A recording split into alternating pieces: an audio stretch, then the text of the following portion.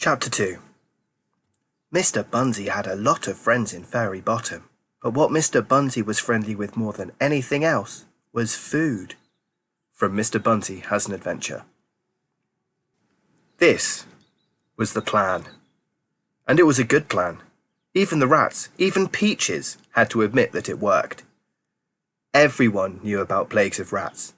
There were famous stories about the rat pipers who made their living from going town to town getting rid of plagues of rats.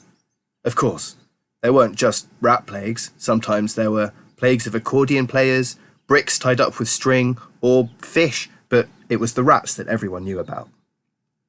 And that really was it. You didn't need many rats for a plague, not if they knew their business. One rat popping up here and there, squeaking loudly, taking a bath in the fresh cream and whittling on the flour could be a plague all by himself. After a few days of this, it was amazing how glad people were to see the stupid-looking kid with his magical rat pipe. And they were amazed when the rats poured out of every hole to follow him out of town.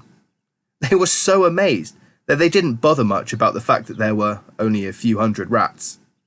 They'd have been really amazed if they'd ever found out that the rats and the piper met up with a cat somewhere in the bushes out of town and solemnly counted out the money. Bad Blintz was waking up when Maurice entered with the kid. No one bothered them, although Maurice got a lot of interest. This didn't worry him. He knew he was interesting. Cats walked as if they owned the place anyway, and the world was full of stupid-looking kids, and people weren't rushing to see another one. It looked as though today was a market day, but there weren't many market stalls, and they were mostly selling, well, junk. Old pans, pots, used shoes, the kinds of things people had to sell when they're short of money. Maurice had seen plenty of markets on their journeys through other towns, and he knew how they should go. There should be fat women selling chickens, he said, and people selling sweets for the kids, and ribbons, tumblers and clowns, even weasel jugglers if you're lucky. There's nothing like that. There's hardly anything to buy by the look of it, said the kid. I thought you said this was a rich town, Maurice.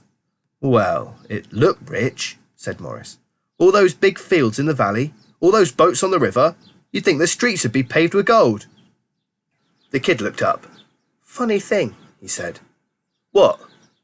The people look poor, he said. It's the buildings that look rich. And they did.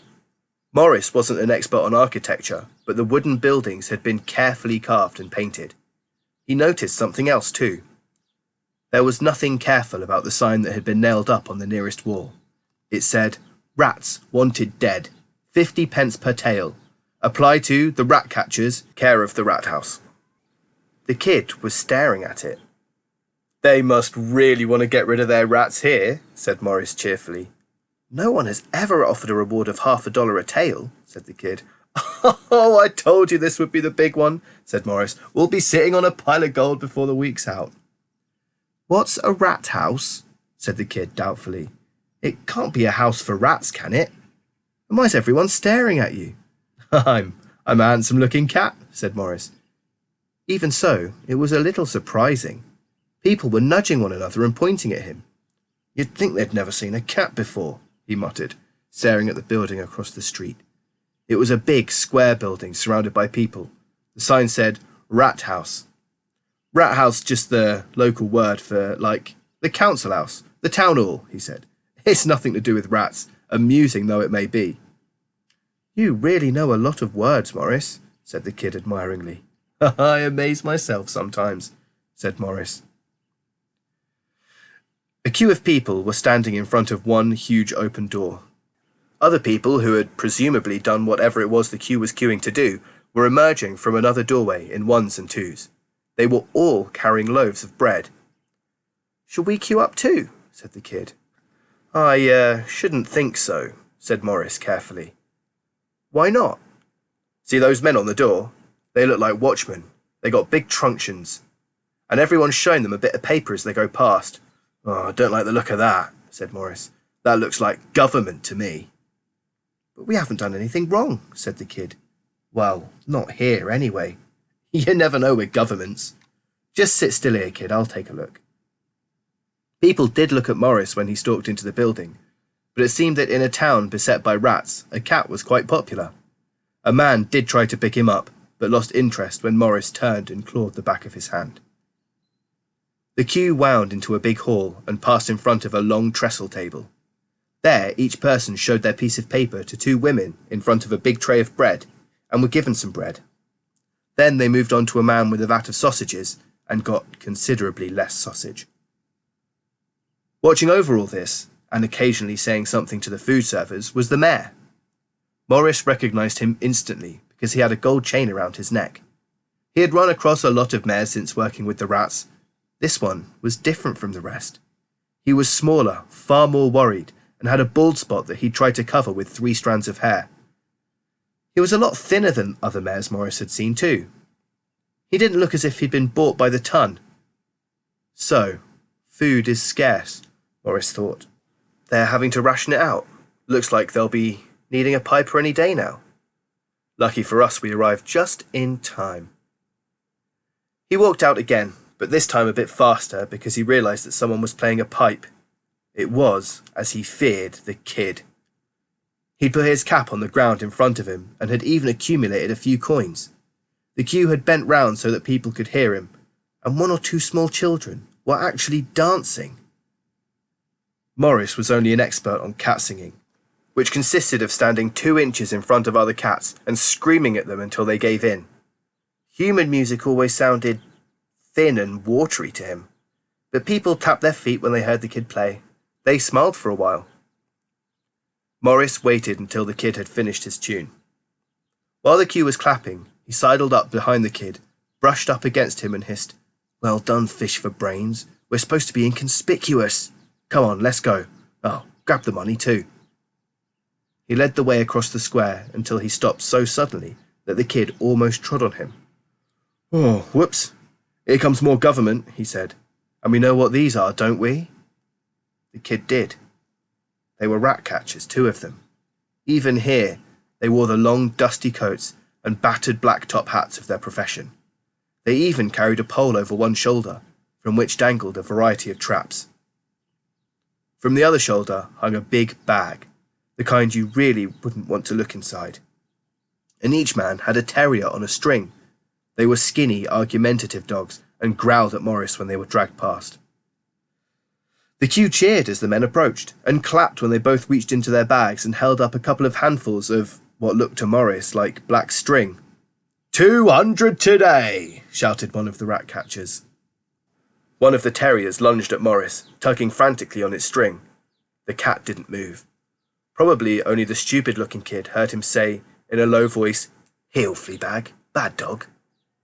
The terrier's face screwed up in the horribly worried expression of a dog trying to have 2 thoughts at the same time. It knew cats shouldn't talk, and this cat had just talked. It was a terrible problem. It sat down awkwardly and whined. Maurice washed himself. This was a deadly insult. The rat catcher, annoyed at such a cowardly performance from his dog, jerked it away and dropped a few of the black strings. "Rat tails," said the kid. "They really must have a problem here." "Ha! A bigger one than you think," said Maurice, staring at the bunch of tails. "Just pick those up when no one's looking, will ya?" The kid waited until people weren't looking towards them, and then reached down. Just as his fingers touched the tangle of tails, a large, shiny, black boot trod heavily on it. "Now, you don't want to go touching them, young sir," said a voice above him. "You can get plague, you know, from rats. It makes your legs explode." It was one of the rat catchers. He gave the kid a big grin, but it was not a humorous one. It smelled of beer. "That's right, young sir. Then your brains come down your nose," said the other rat catcher, coming up behind the kid. "You wouldn't dare use your anchor, young sir, if you'd got the plague."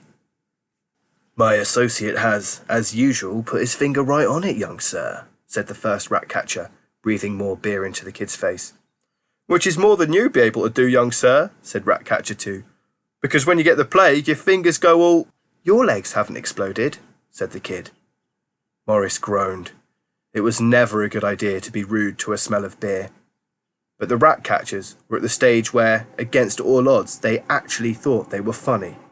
"Ah, well said, young sir, but that's because lesson 1 of the Guild of Rat Catchers School is not letting your legs explode," said Rat Catcher 1. Which is a good thing, because the second lesson's upstairs, said Ratcatcher 2. Oh, I am a one, aren't I, young sir? The other Ratcatcher picked up the bundle of black strings, and his smile faded as he stared at the kid. Ain't seen you before, kid, he said. And my advice to you is keep your nose clean and don't say nothing to nobody about anything. Not a word, understand? The kid opened his mouth and then shut it hurriedly.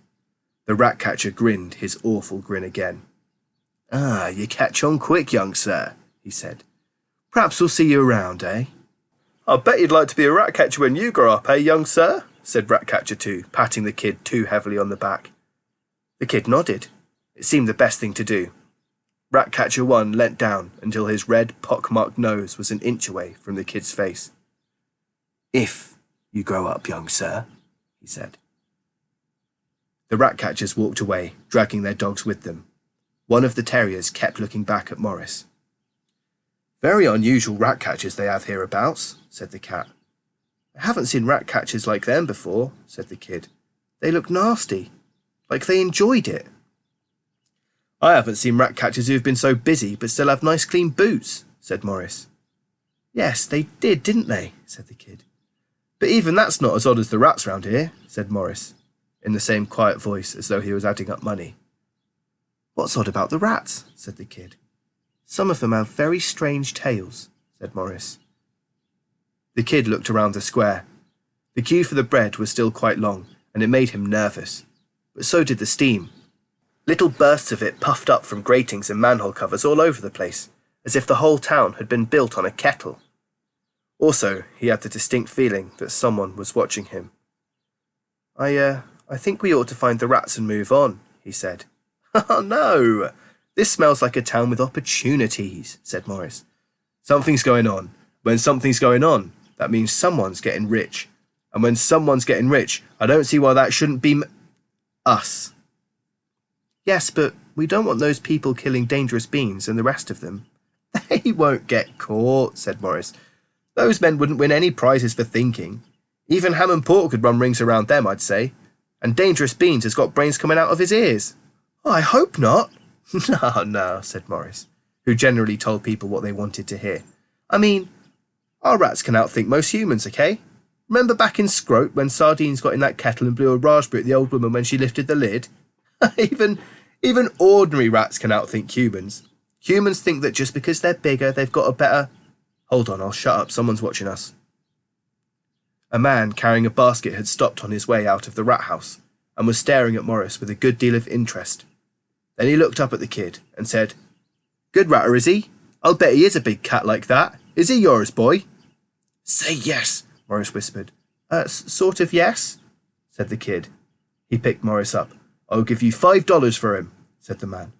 Ask for 10, Maurice hissed. He's not for sale, said the kid. Idiot, Maurice purred. $7 then, said the man. Look, I'll tell you what I'll do. 4 whole loaves of bread, how about that? That's silly. A loaf of bread shouldn't cost more than 20 pence, said the kid. The man gave him a strange look. New here, are you? Got plenty of money, have you? Enough, said the kid. Oh, you think so? It wouldn't do you much good anyway. Look, 4 loaves of bread and a bun, and I can't say fairer than that. I can get a terrier for 10 loaves, and they're mad for rats, no? Well, when you're hungry, you'll give it away for half a slice of bread and a scrape, and you think you've done well, believe me. He strode off. Maurice wriggled out of the kid's arms and landed lightly on the cobbles. Honestly, if only I was good at ventriloquism, we could have made a fortune, he grumbled. Ventriloquism, said the kid, watching the man's retreating back. It's where you open and shut your mouth and I do the talking, said Maurice. Why didn't you sell me? I could have been back in 10 minutes. I heard of a man who made a fortune selling homing pigeons, and he only had the one. Don't you think there's something wrong with a town where people pay more than $1 for a loaf of bread, said the kid, and pay half $1 just for a rat tail? Just so long as they've got enough money left to pay the piper, said Maurice. Bit of luck there already being a plague of rats here, eh? Quick, pat me on the head, there's a girl watching us. The kid looked up. There was a girl watching them. People were passing up and down the street, and some of them walked between the kid and the girl, but she stood stock still and just stared at him. and at Maurice. She had the same nail-you-to-the-look wall that he associated with Peaches. She looked like the kind of person who asked questions, and her hair was too red, and her nose was too long, and she wore a long black dress with black lace fringing. No good comes from that sort of thing. She marched across the street and confronted the kid. "You're new, aren't you? Come here for looking for work, have you? Probably sacked from your last job, I expect. Probably because you fell asleep and things got spoiled. Oh, that was probably what it was. Or, you ran away because your master beat you with a big stick, although," she added, as another idea struck her, "you probably deserved it because of being lazy. And then you probably stole the cat, knowing how much people would pay for a cat here. And you must have gone mad with hunger because you were talking to the cat, and everyone knows that cats can't talk." "Can't say a single word," said Maurice. "And probably you're a mysterious boy who—" The girl stopped and gave Maurice a puzzled look. He arched his back and said, "Prrr," which is cat language for biscuits. "Did that cat just say something?" she demanded. "I thought that everyone knew that cats can't talk," said the kid. But maybe you were apprenticed to a wizard," said the girl. Yes, that sounds about right. That'll do for now. You were an apprentice to a wizard, but you fell asleep and let the cauldron of bubbling green stuff boil over, and he threatened to turn you into a gerbil," said Maurice helpfully. "A gerbil, and you stole his magical cat because you hated it so much, and what's a gerbil? Did that cat just say gerbil?" "Don't look at me," said the kid. "I'm just standing here." "All right, and then you brought the cat here because you know there's a terrible famine, and that's why you're going to sell it, and that man would have given you $10, if you'd held out for it." $10 is too much even for a good ratter," said the kid. "Ratter? He wasn't interested in catching rats," said the red-haired girl. "Everyone's hungry here. There's at least 2 meals on that cat." "What, you eat cats here?" said Maurice, his tail fluffing like a brush. The girl leaned down to Maurice with a dreadful grin, just like the one that Peaches always wore when she'd won an argument with him, and prodded him on the nose with her finger. "Got you," she said. "You fell for a very simple trick. I think you two had better come with me, don't you? Or I'll scream, and people listen to me when I'm screaming."